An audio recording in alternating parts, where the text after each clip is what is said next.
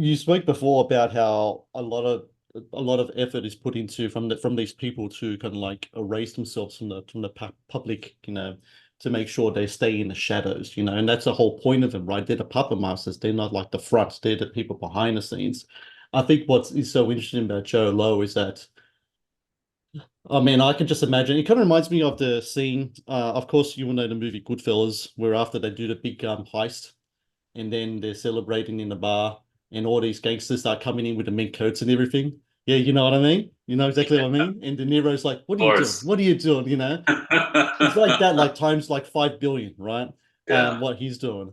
I can only imagine the reactions from a lot of the people, whether it be like from Goldman Sachs, or from the Arab Emirates, or from for anywhere else, just watching this guy just hanging, doing these things and funding movies and hanging out with DiCaprio and all that. I mean, of all the stuff that he done, I think the brazen personality that he had says something about, maybe perhaps, I don't know, maybe when it comes to people working in these financial institutions and handling these copious amounts of money, then maybe there should be some type of, I don't know, psychology test beforehand to check what type of traits they might have.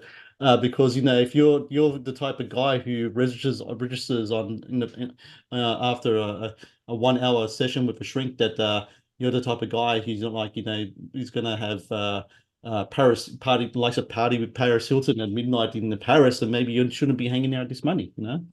Well, I did read somewhere that the highest concentration of psychopaths is found in finance. So Uh-huh. who knows? Yeah. Maybe that is something they're looking for.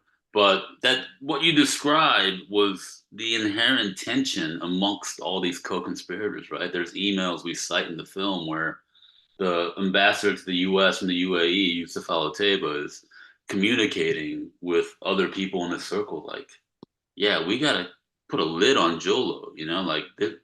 And Tim Leisner is talking about, like, this isn't how you do this. Like, you Yeah. take the money and you stay quiet about it.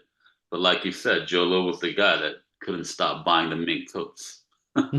Or pink diamonds, rather, I think was his specialty. Or invisible pianos. Oh my god.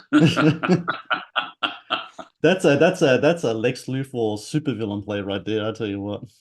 There's a beautiful photo of the piano in Miranda Kerr's house. I Hmm. believe it was in Vanity Fair magazine, and we had gone down the road of licensing this photo because what's in the film is like an animation really that we put together for on the red carpet with the piano. But so there's an actual. They did a photo shoot, of course they did. Vanity Fair magazine was like, oh, look at this amazing piano Miranda Kerr built a wing of her house around. But as we're about to sign the forms, they're like, "Oh, and you got permission from Miranda Kerr's people, right?" We're like, "No, No. we're just going through Getty Images."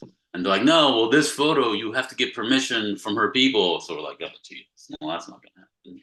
Yeah.